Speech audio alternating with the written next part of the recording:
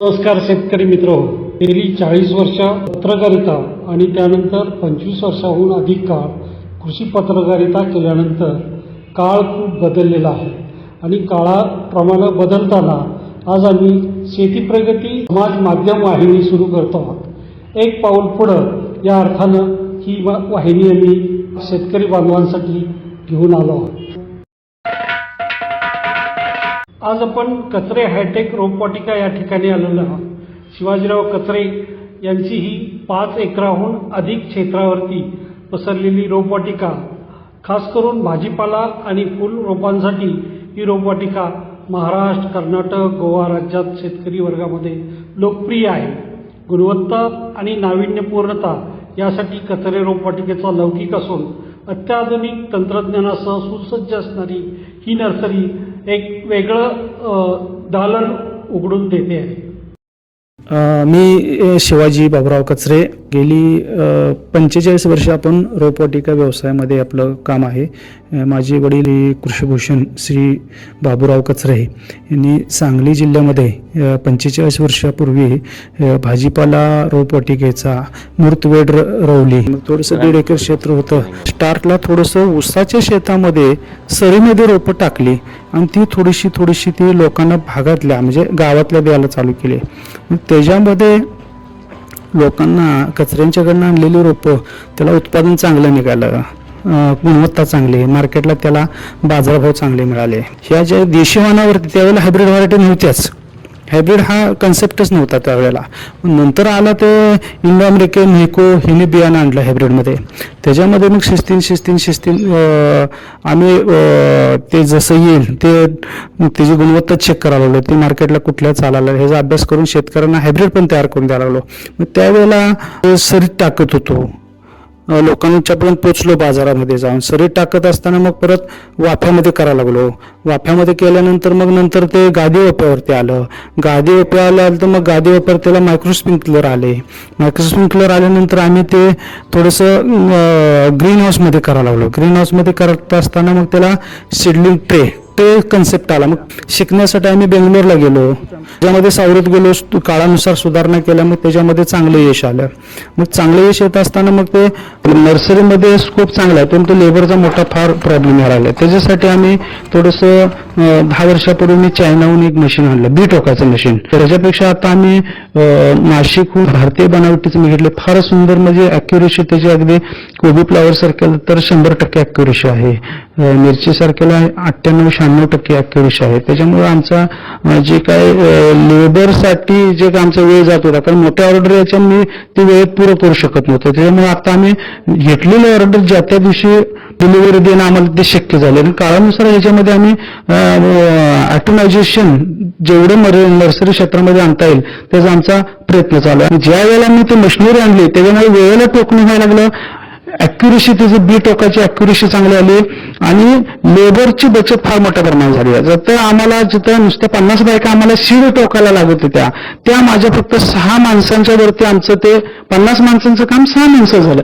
आमच्या रोपाची क्वालिटी निश्चित इतर रोपांच्या पेक्षा आमची थोडीशी चांगलीच असते। आमच्या रोपाची निश्चित गुणवत्ता ही वेगळीच राहते। माझ्या रोपाबरोबर जर दुसरं रोप असेल तर निश्चित माझ्या झाडाची वाढ एकसारखीपणा, व्हायरसचं प्रमाण कमी, ह्या गोष्टी होत असतात। त्याच्यामुळे आम्ही बऱ्यापैकी क्वालिटीवरती बऱ्यापैकी आम्ही काम करतो। ट्रेमध्ये करत असताना मग परत मग ते स्टँडी जमिनीपासून उंचीवरती रोपं तयार करणं ही नवीन कन्सेप्ट आला, तो आता चालू केला। तसं परदेशात हॉलंडचा अभ्यास केला, इस्रायल, हॉलंड, जर्मनी ह्या देशांमध्ये जे काही शेतीमध्ये ॲडव्हान्स देश आहेत त्यांचे अभ्यास दौरे केले, तिथल्या नर्सरी बघितल्या, चायना ह्या देशांचा अभ्यास करून नर्सरीमध्ये बऱ्यापैकी बदल करण्याचा मी प्रयत्न केला आणि त्याच्यामध्ये चांगलं यश आलेलं आहे आम्हाला। कचरे रोपवाटिकेमध्ये मनुष्यबळ आणि प्रोडक्शनचा विभाग साथीताई कचरे या सांभाळतात।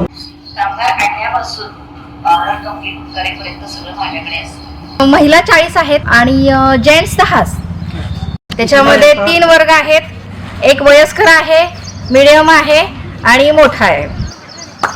मग त्यांना त्या वयाप्रमाणे आम्ही कामं निवडून देतो। ही टोमॅटोची व्हरायटी आहे VNR 1064। आता नवीनच आपण हे चालू करतोय आणि बाकीचे म्हणाल तर मग तिकडे मिरची आहे, तो आता देण्यायोग्य आलेला टोमॅटो आहे आणि उगवलेला टोमॅटो आहे. हायटेक नर्सरी व्यवसायामध्ये आज बाबूराव कचरे यांची तिसरी पिढी कार्यरत आहे. तमदलगे या ठिकाणी आदित्य शिवाजी कचरे हे BSc ॲग्री असणारा तरुण एकूणच इथल्या मार्केटिंग, सोशल मीडिया आणि शेतकऱ्यांशी संवादाचं काम सांभाळतात. थेट त्यांच्याशीच आपण बोलूया. नमस्ते, मी आदित्य शिवाजी कचरे, कचरे हायटेक रोपवाटिकेतून. आपल्याकडे इथं मिरची, वांगी, टोमॅटो, ढबू मिरची, कोबी, फ्लावर, झेंडू, शेवंती व इतर वाण आपण जे शेतकऱ्यांना सुचवतो ते सुचवत असताना पहिला आपण त्या शेतकऱ्याचं जॉग्राफिकल रिजन कसं आहे, तिथलं वातावरण कसं आहे, तिथली माती कशी आहे किंवा जमिनीची प्रत असू दे, इतर गोष्टी आपण त्यांच्याशी आधी चर्चा करून त्यांना आधी त्यांचं संपूर्ण ऐकून घेऊन परत मग आपण त्यांना व्हरायटी सिलेक्ट करून मग त्यांना दाखवतो व ती व्हरायटी कशी येते, ती व्हरायटीचा कालावधी कसा आहे, ती व्हरायटी किती दिवस चालते, किती दिवसानंतर हार्वेस्टिंग चालू होतं, ह्या सगळ्या गोष्टी आपण शेतकऱ्याला सुचवून मग शेतकऱ्याला सल्ला घेऊन मग आपण त्यांना व्हरायटी देतो. तर आता आपल्याकडे इथं धवल फ्लॉवर आहे, परत सिंजंटाचा 6099 रॉयल बॉल असू दे किंवा इतर बऱ्याच व्हरायटीज जवळपास सगळ्या कंपन्यांची आपण कामं करतो. जवळपास सगळ्या ब्रँडेड ज्या लायसन्समध्ये आहेत. आपल्याकडे फक्त लायसन्स व्हरायटीचं काम केलं जातं.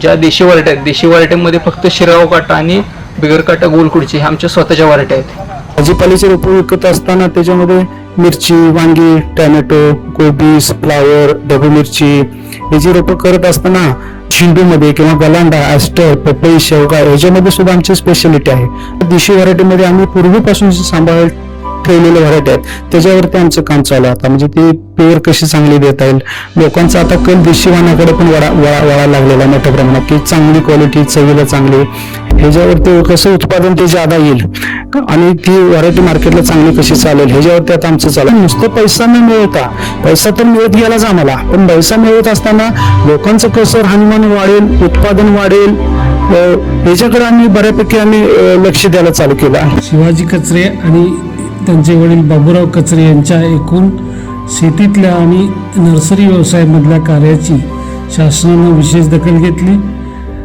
शिवाजींचे वडील बाबूराव कचरे यांना वसंतराव नाईक कृषी भूषण पुरस्कार देऊन त्यांचा विशेष गौरव केला.